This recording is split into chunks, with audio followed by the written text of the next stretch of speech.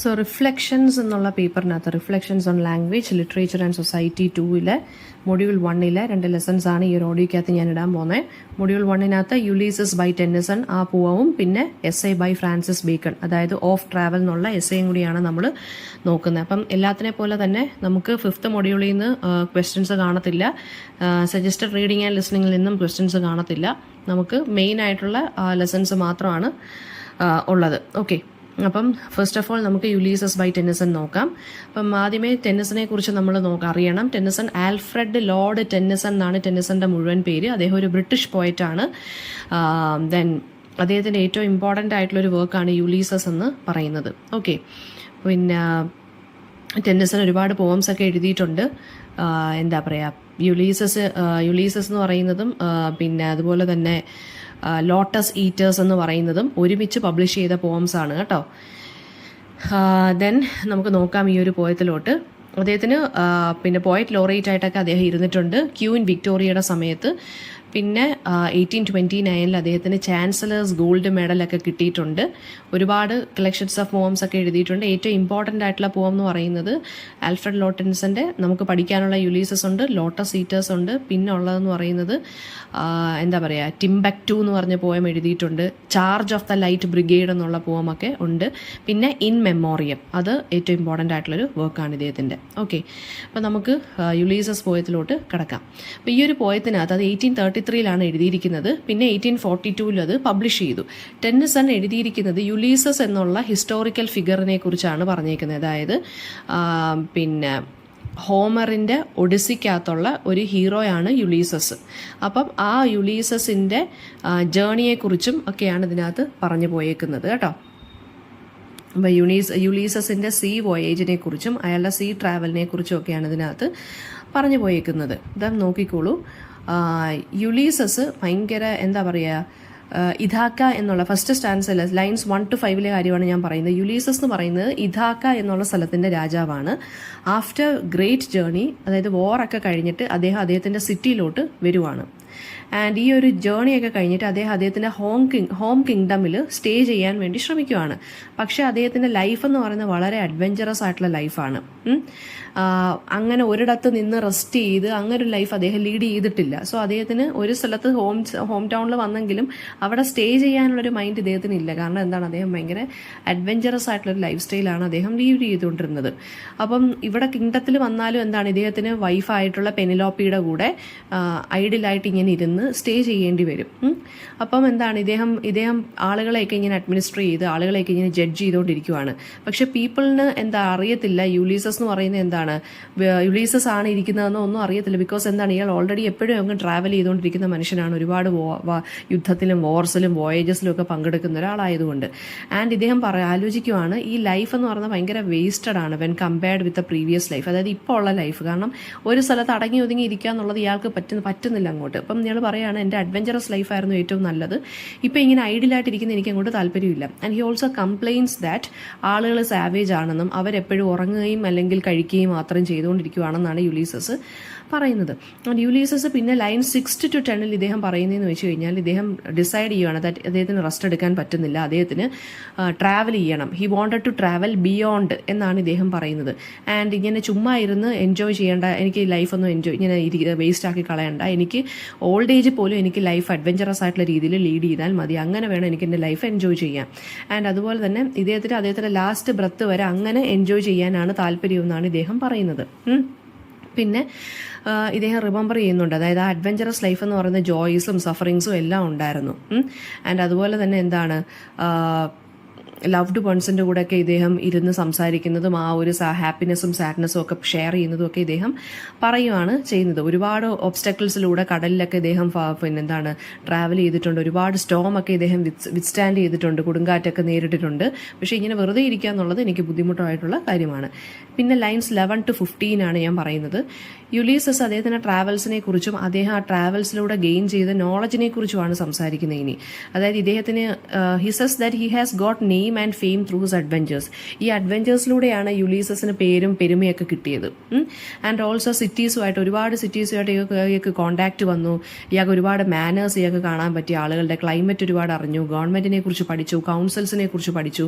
And also he insist that എന്താണ് ഇപ്പോഴും എന്താണ് ആ ഒരു ഹങ്കർ ഉണ്ട് ഇയാളുടെ മൈൻഡിൽ ട്രാവൽ ചെയ്യണം എന്നുള്ളത്. And he says that he is respected. And അതുപോലെ തന്നെ ഒരുപാട് പാർട്സ് ഓഫ് ദ വേൾഡിൽ ഇയാളെ യുലീസസ് എന്ന് പറയുമ്പോൾ ഒരുപാട് ആളുകൾക്ക് അറിയാം, അങ്ങനെ ഇയാൾ ഒരുപാട് ട്രാവൽ ചെയ്തിട്ടുള്ളത് കൊണ്ട്. പിന്നെ നെക്സ്റ്റ് ലൈൻസ് 15 to 20 എന്ന് പറയുന്നത് നൗ ഇദ്ദേഹത്തിൻ്റെ വാർ എക്സ്പീരിയൻസിനെ കുറിച്ച് പറയുവാണ്. അതായത് വാർ പാർട്ടിസിപ്പേഷൻസ്, ഇദ്ദേഹം ട്രോജൻ വാറിലൊക്കെ പങ്കെടുത്തിട്ടുണ്ട്. പിന്നെന്താണ് ഇദ്ദേഹം അങ്ങനെയുള്ള കുറേ വീരന്മാരുമായിട്ടൊക്കെ വാറിൽ പങ്കെടുത്ത് ഫൈറ്റ് ചെയ്തിട്ടുണ്ട്. ഹി ഓൾസോ ഡിക്ലെയർസ് ദാറ്റ് ഇദ്ദേഹം എവിടെയൊക്കെ പങ്കെടുത്തിട്ടുണ്ടോ, ആരെയൊക്കെ മീറ്റ് ചെയ്തിട്ടുണ്ടോ, അതെല്ലാം ആണ് ഇദ്ദേഹത്തിൻ്റെ ലൈഫിനെ ഷേപ്പ് ചെയ്തിട്ടുള്ളതെന്ന്. ആൻഡ് ഈവൻ ദോ ഇദ്ദേഹം പറയുന്നത് എന്താണ്, ഇനിയും അറിയാനുണ്ട്, ഇതുവരെ അറിഞ്ഞതൊന്നും അല്ല, ഇനിയും എനിക്ക് അറിയാനുണ്ട്. അതായത് ഇനിയും എനിക്ക് ട്രാവൽ ചെയ്യണം, അൺട്രാവൽഡ് ആയിട്ടുള്ള വേൾഡിലോട്ടൊക്കെ എനിക്ക് ഇനിയും പോകണം എന്നാണ് ഇദ്ദേഹം പറയുന്നത്. പിന്നെ ലൈൻസ് 21 to 25 പറയുന്നത് ഈ ഒരു ലൈൻസിനകത്ത് അദ്ദേഹം വേസ്റ്റേജ് ഓഫ് ടൈമിനെയാണ് പറയുന്നത്. അദ്ദേഹം ഇപ്പോൾ ഇതാക്ക എന്നുള്ള ഹോം ടൗണിലാണുള്ളത്. പക്ഷേ ഇദ്ദേഹത്തിൻ്റെ ഹാർട്ടിൽ ഇദ്ദേഹത്തിനെ സാറ്റിസ്ഫൈ ചെയ്യാൻ പറ്റുന്നില്ല. Because he wanted to lead an adventurous life. അപ്പോൾ ഇദ്ദേഹം പറയുവാണ്, പിന്നെ ഇദ്ദേഹം അനങ്ങുന്നുണ്ട്, അങ്ങോട്ട് ഇടയ്ക്കിടയ്ക്ക് അങ്ങോട്ടും ഇങ്ങോട്ടൊക്കെ നടക്കുന്നുണ്ട്, എനിക്ക് ഒരു സ്ഥലത്ത് ഇങ്ങനെ സ്റ്റേ ചെയ്യാൻ പോലും പറ്റുന്നില്ല. And in his opinion rest എന്ന് വെച്ച് കഴിഞ്ഞാൽ എന്താണ്, ടു റസ്റ്റ് എന്നാണ് പറയുന്നത്. അതായത് തുരുമ്പെടുക്കുന്ന REST റെസ്റ്റ് എന്ന് വെച്ചാൽ ടു റസ്റ്റ് RUST റെസ്റ്റിന് തുല്യമാണ്. അതായത് ചുമ്മാ ഇരിക്കുന്നതെന്ന് വെച്ചാൽ തുരുമ്പെടുക്കുന്നത് പോലെയാണെന്നാണ് ഇദ്ദേഹം പറയുന്നത്.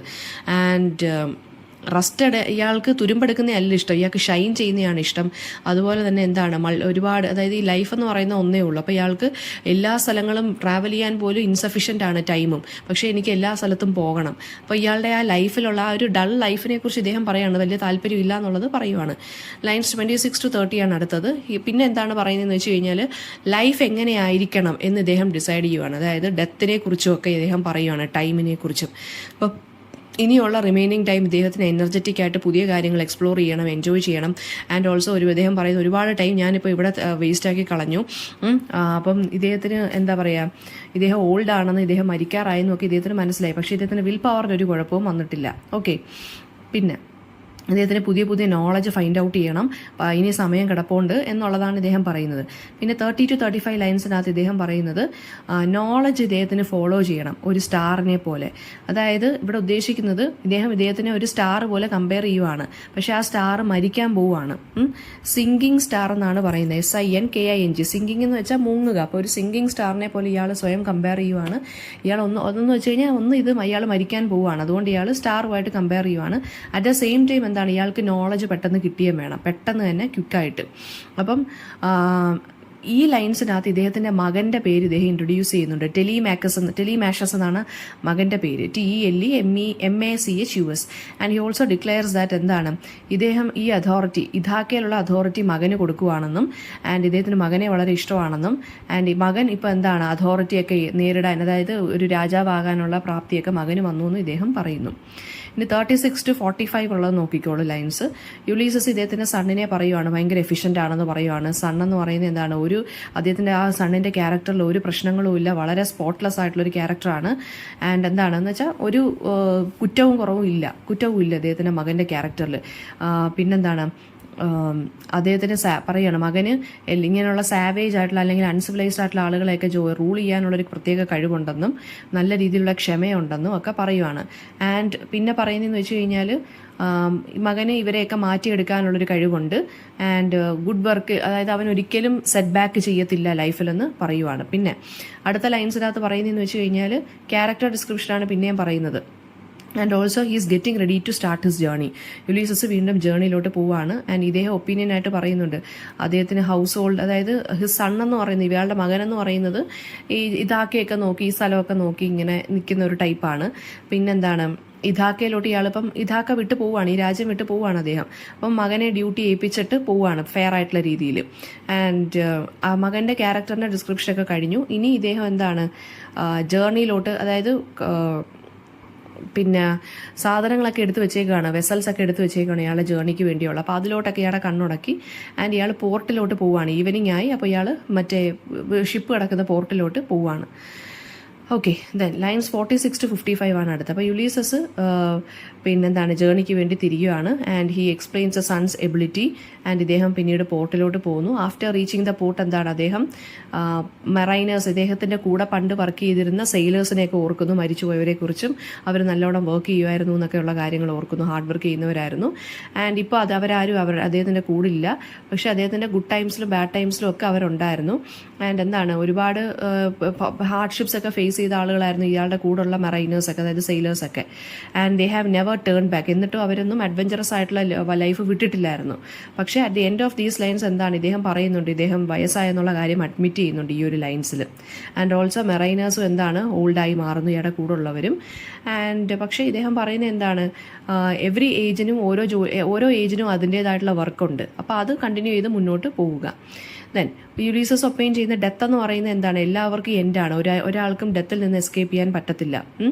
ആൻഡ് അതായത് ലൈഫും ലിവ് ചെയ്യണം, നമ്മൾ ഡെത്തിനെ നമ്മൾ ഫേസ് ചെയ്യണം. പക്ഷേ ബിഫോർ ഡെത്ത് എന്താണ് എല്ലാ കാര്യങ്ങളും നമ്മൾ ചെയ്തു തീർക്കാനുള്ളതെല്ലാം ചെയ്തു തീരണം. ആൻഡ് അതെല്ലാം അച്ചീവ് ചെയ്തിരിക്കണം, എന്നിട്ട് വേണം നമ്മൾ മരിക്കാൻ തയ്യാറെടുക്കാൻ. ആൻഡ് ഇദ്ദേഹം പറയുന്നുണ്ട്, ഇദ്ദേഹം ട്രോജൻ വോറിൽ ദൈവങ്ങളുമായിട്ടൊക്കെ അയാൾ ഫൈറ്റ് ചെയ്തിട്ടുള്ളത്. ആക്ച്വലി ഇൻ ദിസ് വോർ എന്താണ് ഗോഡ്സ് പിന്നെന്താണ് സൈഡുകൾ, അതായത് ഓരോ സൈഡ് എടുത്തിട്ടാണ് ഗോഡ്സ് ഓരോരുത്തരും ഫൈറ്റ് ചെയ്തുകൊണ്ടിരുന്നത്. അപ്പം ഇയാൾക്ക് ശരിക്കും പറഞ്ഞു കഴിഞ്ഞാൽ ഈ ഗോഡുമായിട്ടുള്ള ഫൈറ്റൊക്കെ ഭയങ്കര അച്ചീവ്മെൻ്റ് ആയിട്ടാണ് ഇദ്ദേഹം കൺസിഡർ ചെയ്യുന്നത്. അങ്ങനെയാണ് ഇദ്ദേഹം ഒരുപാട് ജേർണീസിലൊക്കെ ഇയാൾ പങ്കെടുത്തതും അങ്ങനത്തുള്ള കാര്യങ്ങൾ ഇയാൾ ഒരുപാട് നോളജൊക്കെ കിട്ടിയതും. ആൻഡ് ഇദ്ദേഹത്തിൻ്റെ കൂടെയുള്ള സെയിലേഴ്സിൻ്റെ അടുത്ത് പറയുന്നുണ്ട്, അതായത് അവരും നിങ്ങളും ദൈവങ്ങളുമായിട്ടൊക്കെ ഫൈറ്റ് ചെയ്ത് നിങ്ങൾ ഒരുപാട് വോർ ഫൈറ്റ് ചെയ്തതാണ്. ആൻഡ് നിങ്ങൾ ഇപ്പോൾ ഇനി പോകാൻ പോകുന്ന ജേണിയും ഒരു അഡ്വഞ്ചർ പോലെ എടുക്കുക. പിന്നെ ഇപ്പോൾ രാത്രി ആവാറായി, സ്റ്റാർസ് എല്ലാം വരുവാണ്. അപ്പോൾ അവർ ജേർണി സ്റ്റാർട്ട് ചെയ്യാൻ പോവുകയാണ്. മൂണും അപ്പിയർ ചെയ്യുന്നു, അതായത് ചന്ദ്രനും വന്നു. അപ്പോൾ അതായത് അദ്ദേഹത്തിൻ്റെ ആ കോൺഫിഡൻസ് ആണ് പറയുന്നത്. പിന്നെ യുലീസസ് അടുത്ത 56-65 ലൈൻസിൽ പറയുന്നതെന്ന് വെച്ചാൽ ഓൾഡ് വാരിയേഴ്സിനെയൊക്കെ ഇദ്ദേഹം പ്രൈസ് ചെയ്യുവാണ്. പിന്നെന്താണ് കോൺഫിഡൻസ് കൊടുക്കുകയാണ്, പുതിയ വേൾഡ് കണ്ടുപിടിക്കണം എന്നുള്ളൊരു കോൺഫിഡൻസിലോട്ട് ഇദ്ദേഹം പോവുകയാണ്. വെള്ളമൊക്കെ ഇങ്ങനെ സ്ലാഷ് ചെയ്ത് ഭയങ്കര സ്പീഡിലാണ് ഇദ്ദേഹം ഇങ്ങനെ പൊക്കോണ്ടിരിക്കുന്നത് ഷിപ്പിൽ. ആൻഡ് ഡെസ്റ്റിനിയെക്കുറിച്ച് ഇദ്ദേഹം പറയുന്നുണ്ട്, വിധിയെക്കുറിച്ച് പറയുന്നുണ്ട്, ടാർഗറ്റ് എങ്ങനെയെങ്കിലും അച്ചീവ് ചെയ്യണമെന്ന് പറയുന്നുണ്ട്. എല്ലാവരും ഇൻസ്പയർ ചെയ്യുന്നുണ്ട് അദ്ദേഹം. അതായത് ബിയോണ്ട് ദ സൺസെറ്റ് നമുക്ക് വേറൊരു വേൾഡിലോട്ട് റീച്ച് ചെയ്യണം എന്നാണ് അദ്ദേഹം പറയുന്നത്. ദെൻ യുലീസസ് എന്താണ് ഔട്ട്കം ഓഫ് ദ ജേണിയെക്കുറിച്ചാണ് ഇനി പറയുന്നത്. ഇനി ചെയ്യാൻ പോകുന്ന ജേണിയുടെ ഔട്ട്കം, അതായത് അദ്ദേഹത്തിനൊരു ഡെസ്റ്റിനേഷൻ ഉണ്ട്. ഇദ്ദേഹം പറയുന്നതെന്ന് വെച്ച് കഴിഞ്ഞാൽ ചിലപ്പോൾ നമ്മൾ അങ്ങോട്ട് ട്രാവൽ ചെയ്യുമ്പോൾ കടലിലെ വേൾഡ് പൂൾസ് ചിലപ്പോൾ നമ്മളെ കൊന്നിരിക്കും. അനദർ വേ എന്ന് പറയുന്നത് എന്താണ്, ചിലപ്പോൾ നമ്മൾ ഹെവനിലെത്തിയെന്നിരിക്കും. അപ്പോൾ എന്താണെങ്കിലും അദ്ദേഹത്തിന് വളരെ അംബീഷ്യസ് ആയിട്ടുള്ളൊരു കാര്യമാണെന്നാണ് ഇദ്ദേഹം പറയുന്നത്. പിന്നെ അദ്ദേഹം പറയുന്നത് അദ്ദേഹത്തിൻ്റെ കൂടെ ട്രോജൻ വോറിൽ ഉണ്ടായിരുന്ന ആക്കിലസ് എന്നുള്ള വാരിയറിനെ ഇദ്ദേഹത്തിന് കാണണം എന്ന് പറയുന്നുണ്ട്. അപ്പോൾ എല്ലാവരും എല്ലാവർക്കും ആക്കിലസിനെ നല്ലപോലെ അറിയാം, ഭയങ്കര ഗ്രേറ്റ് വാരിയറാണ്. അദ്ദേഹത്തിന് ആക്കിലസിനെ കാണാനുള്ളൊരു ഇത് പറയുന്നുണ്ട്. പിന്നെന്താണ് എന്നിട്ട് പറയുന്നുണ്ട് വീണ്ടും എനിക്ക് വയസ്സായി തുടങ്ങി, എനിക്ക് കുറച്ച് നാളും കൂടെ ഉള്ളൂ, സോ എനിക്ക് ഇവരെയൊക്കെ മീറ്റ് ചെയ്യണം എന്നൊക്കെ ഇദ്ദേഹം വീണ്ടും പറയുകയാണ് ചെയ്യുന്നത്. പിന്നെ യുലീസസ് ഓൾഡ് ഏജ് ആണെന്നും ബോഡിയൊക്കെ വീക്കാണെന്നും ഒക്കെ റിയലൈസ് ചെയ്യുന്നുണ്ട് ഈ ഒരു ലൈനിൽ.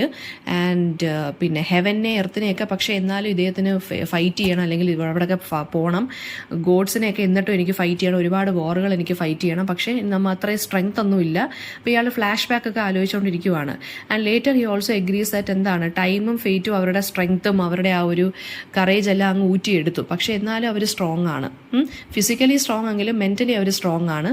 എന്നിട്ട് ഇദ്ദേഹം ഈ ഒരു പോം എൻഡ് ചെയ്യുന്നത് എങ്ങനെയാണെന്ന് വെച്ചാൽ to strive, to seek, to find and not to yield. അതായത് നല്ല രീതിയിൽ സ്ട്രൈവ് ചെയ്യണം, നല്ല രീതിയിൽ എല്ലാ കാര്യങ്ങളും സെർച്ച് ചെയ്യണം, ഫൈൻഡ് ഔട്ട് ചെയ്യണം. പിന്നെന്താണ്, പക്ഷേ എന്നാലും ലാസ്റ്റ് സറണ്ടർ ചെയ്യരുത്. എത്ര ഫിസിക്കൽ പ്രശ്നങ്ങളുണ്ടായാലും സറണ്ടർ ചെയ്യരുത്, വീക്കായി പോകരുത് എന്ന് പറയുവാണ്. അപ്പം ഇതിനകത്ത് ഫിലോസഫി ഓഫ് ലൈഫ് എന്നുള്ള ക്വസ്റ്റ്യൻ ചിലപ്പോൾ ചോദിക്കാടാ. പിന്നെ ആരാണ് യുലീസസ് എന്നുള്ള ക്വസ്റ്റ്യൻ വരാം. പിന്നെ ഇതൊരു ഡ്രമാറ്റിക് മോണലോഗായി മാറുന്നത് എങ്ങനെ. ഡ്രമാറ്റിക് മോണലോഗ് എന്ന് വെച്ചാൽ ഒന്നുമില്ല, ഒരു പോം, അതിനകത്തൊരു സിംഗിൾ സ്പീക്കർ ആയിരിക്കും ഉണ്ടായിരിക്കുന്നത്. ആ സ്പീക്കർ അയാളുടെ തോട്ട്സും ഫീലിങ്സും ഇമാജിനറി ഓഡിയൻസിൻ്റെ മുമ്പിൽ നിന്ന് സംസാരിക്കും. ഓഡിയൻസ് സൈലൻ്റ് ആയിരിക്കും. അപ്പം ഡ്രമാറ്റിക് മോണലോഗിൻ്റെ പ്രത്യേകത എന്താണെന്ന് വെച്ചാൽ ഒരു സിംഗിൾ പേഴ്സൺ കാണും. അത് പോയറ്റ് ആയിരിക്കണം എന്നൊന്നുമില്ല, ചിലപ്പോൾ സ്പീക്കർ തന്നെ ആയിരിക്കും. അയാളുടെ കാര്യങ്ങൾ ഇങ്ങനെ പറഞ്ഞുകൊണ്ടേയിരിക്കും. കേട്ടിരിക്കാൻ ഒരു സൈലൻ്റ് ആയിട്ടുള്ള ഓഡിയൻസ് കാണും. ഓക്കെ, അയാൾ ഒരുപാട് പേരുമായിട്ട് അഡ്രസ്സ് ചെയ്യുകയും ഇൻട്രാക്ട് ചെയ്യുകയൊക്കെ ചെയ്യും. പക്ഷേ ഓഡിയൻസിൻ്റെ പ്രസൻസ് നമുക്ക് ഇയാളുടെ വായിലൂടെ കേൾക്കാൻ സാധിക്കുകയുള്ളൂ. ഈ ഡ്രമാറ്റിക് മോണോലോഗ് എന്തിനാന്ന് വെച്ച് കഴിഞ്ഞാൽ അയാളുടെ ക്യാരക്ടറിനെ കുറിച്ചോ അയാളുടെ തോട്ട്സിനെ കുറിച്ചോ സംസാരിക്കുന്നത്. അപ്പോൾ നമുക്ക് സംസാരിക്കുന്ന ആളുടെ ക്യാരക്ടർ സ്കെച്ച് പെട്ടെന്ന് മനസ്സിലാക്കാൻ സാധിക്കും. അപ്പം റോബർട്ട് ബ്രൗണിംഗ് എന്നുള്ളൊരു പോയറ്റും ഈ ഡ്രമാറ്റിക് മോണോലോഗ് എന്നുള്ള ടെക്നിക്ക് യൂസ് ചെയ്തിട്ടുണ്ട് ടെന്നിസന്റെ കണക്ക് കേട്ടോ. അപ്പോൾ സ്പീക്കറിൻ്റെ ക്യാരക്ടർ അറിയാനാണ് നമ്മൾ ഇതിനെക്കുറിച്ച് ഈ ഡ്രമാറ്റിക് മോണോലോഗ് എന്നുള്ള സംഭവം എടുക്കുന്നത്.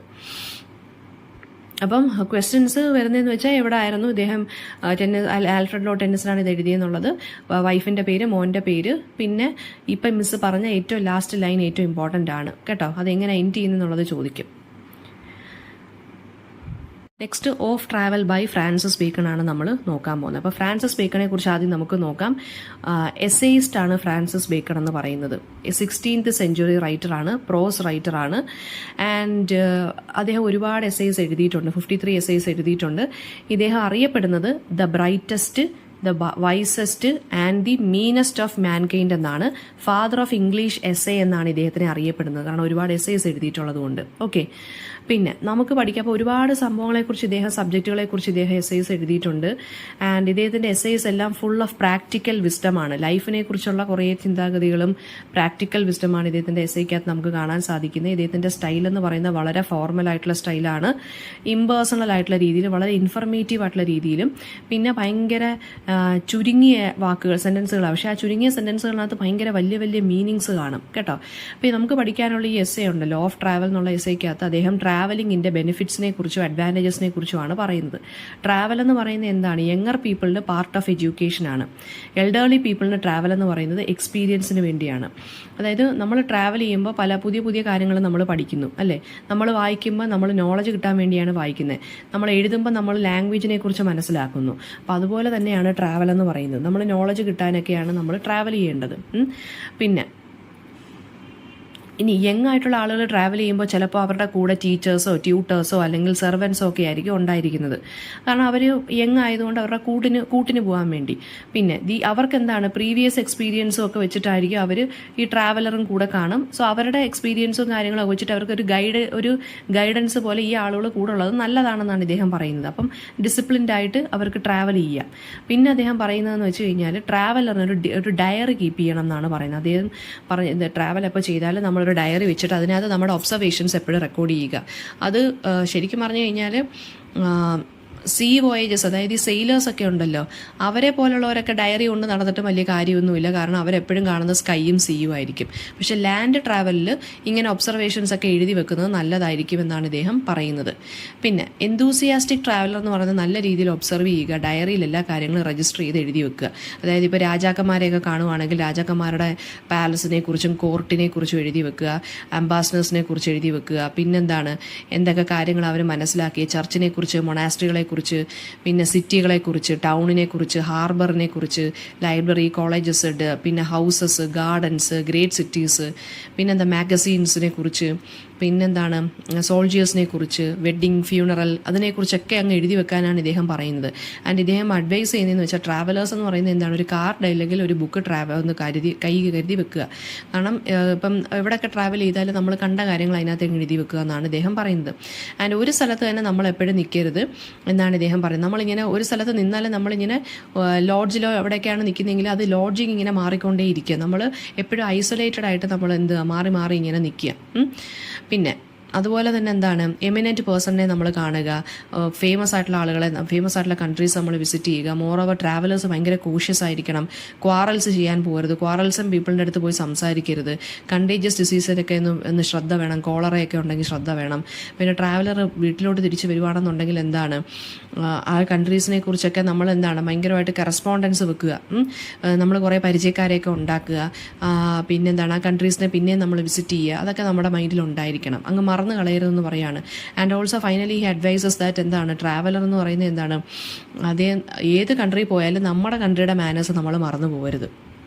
ഓക്കെ, പിന്നെ അതുപോലെ തന്നെ എന്താണ്, ഫോറിൻ കൺട്രീസിൽ പോയാലും നമ്മൾ നമ്മുടെ ഡിസിപ്ലിൻഡ് ആയിട്ടുള്ള രീതിയിൽ നമ്മൾ ഇരിക്കുക, ആ കൺട്രീസിനെ കുറിച്ചുള്ള കസ്റ്റംസും കാര്യങ്ങളും ഒക്കെ പഠിക്കുക. അപ്പം ബെനിഫിറ്റ്സ് ഓഫ് ട്രാവലിനെ കുറിച്ചാണ് ഈ ഒരു എസ്സേക്കകത്ത് ഇദ്ദേഹം പറയുന്നത്. പിന്നെ ഇതിനകത്ത് വരുന്ന ക്വസ്റ്റ്യൻസ് ഏതൊക്കെയാണെന്ന് നമുക്കൊന്ന് ഡിസ്കസ് ചെയ്യണം. അതായത് 2 മാർക്ക് ക്വസ്റ്റ്യനും 1 മാർക്ക് ക്വസ്റ്റ്യനും ഒക്കെയാണ് ഇതിനകത്ത്, 4 മാർക്ക് ക്വസ്റ്റ്യനും ഒക്കെയാണ് വരുന്നത്. അത് നിങ്ങൾക്ക് അറിയാമല്ലോ, ആ പഴയ മോഡലിൽ തന്നെയാണ് ക്വസ്റ്റ്യൻ വരുന്നത്. പിന്നെ 4 മാർക്ക് ക്വസ്റ്റ്യൻ ആണെന്നുണ്ടെങ്കിലും നമ്മൾ ബേക്കൻ്റെ നിങ്ങൾ ഓരോന്നും അതുപോലെ തന്നെ എന്താണ് ഓരോ ലെസൺസ് എടുക്കുകയാണെന്നുണ്ടെങ്കിൽ തന്നെയും അതിൻ്റെ റൈറ്റർ ആരാണെന്നുള്ളത് അറിഞ്ഞു വെച്ചേക്കുക. അപ്പോൾ നമ്മുടെ ബേക്കൺ എസ്സേയിലെ സെൻട്രൽ തീം എന്താണെന്ന് ചോദിച്ചു കഴിഞ്ഞാൽ പിന്നെ ട്രാവലിനകത്ത് പിന്നെ മെയിൻ തീം എന്താണ്, ട്രാവലിൻ്റെ അഡ്വാൻറ്റേജസിനെ കുറിച്ചും ഡിസഡ്വാൻറ്റേജസിനെ കുറിച്ചുമാണ് ആര് സംസാരിക്കുന്നത്, നമ്മുടെ ബേക്കൺ സംസാരിക്കുന്നത്. പിന്നെ അതിനകത്ത് വരുന്ന ക്വസ്റ്റ്യൻ എന്ന് പറയുന്നത് തീം എന്തൊക്കെയാണ് അഡ്വാൻറ്റേജസും എന്തൊക്കെയാണ് ഡിസഡ്വാൻറ്റേജസ് എന്നുള്ളത് നോക്കുക. പിന്നെ ബേക്കണിനെ കുറിച്ച് 2 സെൻറ്റൻസ് അറിഞ്ഞിരിക്കണം. ഞാൻ നേരത്തെ പറഞ്ഞ പോലെ 16th സെഞ്ച്വറി ഈ ഫാദർ ഓഫ് മോഡേൺ പ്രോസ് അല്ലെങ്കിൽ ഫാദർ ഓഫ് ഇംഗ്ലീഷ് എസ്സേ ആണെന്നുള്ളത് നോക്കി വെക്കുക. പിന്നെ മെയിൻ തീം എന്താണെന്ന് വെച്ചാൽ ട്രാവലിങ്ങിൻ്റെ കാര്യവും, ട്രാവലിലൂടെ നോളജ് കിട്ടുന്നതും, നമ്മുടെ പേഴ്സ്പെക്റ്റീവ്സ് വൈഡൻ ചെയ്യുന്നതും, നമ്മുടെ വേൾഡിനെ കുറിച്ചുള്ള അണ്ടർസ്റ്റാൻഡിംഗ് ഒക്കെ നമുക്ക് ബ്രോഡൻ ചെയ്യാൻ പറ്റും. പിന്നെ യങ് ഏജിൽ ട്രാവൽ ചെയ്യണം എന്ന് എന്തുകൊണ്ടാണ് ബേക്കൺ പറയുന്നതെന്ന് വെച്ച് കഴിഞ്ഞാൽ ട്യൂട്ടറിൻ്റെ കൂടെയോ അല്ലെങ്കിൽ ഏതെങ്കിലും ഒരു കമ്പാനിയൻ്റെ കൂടെയോ വേണം, സെർവൻറ്റിൻ്റെ കൂടെയോ വേണം ട്രാവൽ ചെയ്യാൻ യങ് പീപ്പിൾ. അപ്പം നല്ല രീതിയിൽ എഫക്റ്റീവായിട്ട് ട്രാവൽ ചെയ്യാൻ പറ്റും, വഴി തെറ്റി പോകത്തില്ല. അപ്പം ഇവർക്ക് എക്സ്പീരിയൻസ് ഇല്ലല്ലോ, അപ്പം ഇവരുടെ ഹെൽപ്പോട് കൂടി ഇവർക്ക് ട്രാവൽ ചെയ്യുന്നതായിരിക്കും നല്ലത്. പിന്നെ ഡയറി ക്യാരി ചെയ്യണം എന്ന് എന്തുകൊണ്ടാണ് പറയുന്നത്, എക്സ്പീരിയൻസസും ഒബ്സർവേഷൻസും ഒക്കെ നമ്മൾ നോട്ട് ചെയ്ത് വെക്കാൻ വേണ്ടിയാണ്. പിന്നെ ഫോറിൻ കൺട്രിയിൽ ട്രാവൽ ചെയ്യുമ്പോൾ നമ്മൾ എന്തൊക്കെ കാര്യങ്ങൾ നോട്ട് ചെയ്യണം, government, politics, customs, manners, architecture, പിന്നെ ട്രേഡ്, കൊമേഴ്സ്, ഇങ്ങനെയുള്ള കാര്യങ്ങൾ അറിഞ്ഞിരിക്കണം. പിന്നെ നമ്മളിപ്പം വിസിറ്റ് ചെയ്യുന്ന കൺട്രിയുടെ ലാംഗ്വേജിനെ കുറിച്ച് എന്താണ് ബേക്കൺ പറയുന്നത് എന്നുള്ളൊരു ക്വസ്റ്റ്യൻ വരാം.